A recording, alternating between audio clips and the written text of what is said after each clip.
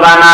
মায়ার নবী 4 নাম্বারটা বলার পরে বলেন তুমি তার দিনদারিকে বেশি বেশি বেশি বেশি প্রাধান্য দিবা। দিনদারিকে যদি প্রাধান্য না দাও, মায়ার নবী শেষে বলেন তারিবাত ইয়াদাকা, তোমার হাতটা ধুলায় দূষিত হয়ে যাক। ও নবীর উম্মতের দল, তুমি যদি তোমার স্ত্রী নির্ণয় করার ক্ষেত্রে তুমি যদি একজন দিনদার, একজন আল্লাহওয়ালা আবেদা একটা মেয়েকে যদি নির্ণয় করে নাও, ওই স্ত্রীটা তোমার জন্য দোয়া করবে।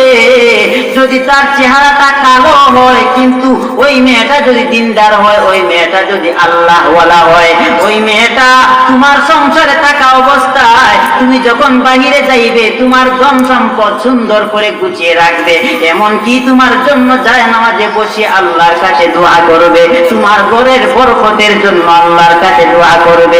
ওই মহিলা সন্তান গর্ভে নেওয়ার পর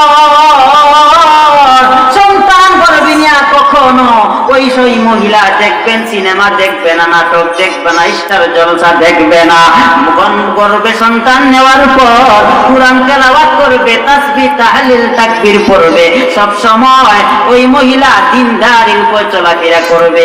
এমন মহিলা যখন তুমি বিয়ে করবা, ওই মহিলার ঘর থেকে ভালো একটা সন্তান দুনিয়ার মধ্যে আসবে, আর ওই সন্তান তোমার বাধ্যগত সন্তান হইবে।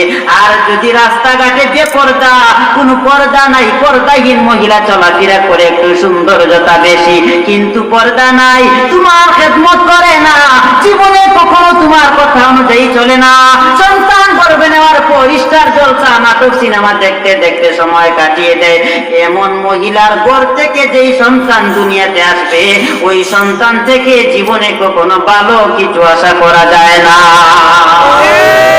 আওয়াজ করে বলেন কথা ঠিক না দেখি? আপনারা ঘুমিয়ে যান তো, এটা ভালো লাগে না। আমি তো আপনাদের রুমে যখন বিশ্রাম নিচ্ছিলাম ভাবছি যে আপনাদের এই স্টেজে কোনো মানুষই নেই। কেন ভাই, একটু রিমিঝিমি হলে চলবে? শরীরটা কি কিছু নাড়াছাড়া দিয়ে বসতে হবে না? হাজার শীত যদি হয়, আমাদের ইমান কি ঠান্ডা?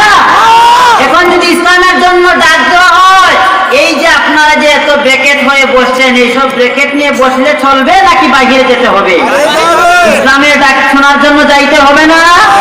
যাইতে হবে। যদি যাইতেই হয় তাহলে ইসলামের জন্য আওয়াজটাকে উঁচু করবেন। আওয়াজটাকে যদি ইসলামের জন্য উঁচু করতে গিয়ে যদি দুনিয়া থেকে চলেও যান, তাহলে তো জীবন সফল, সাকসেস। কথা ঠিক না? ভাইরা আমার, তাহলে 1 নাম্বার দায়িত্ব কি বলেছি? পয়েন্ট কিন্তু মনে রাখতে হবে, না হয় কিন্তু হারিয়ে যাবে। 1 নাম্বার দায়িত্ব কি?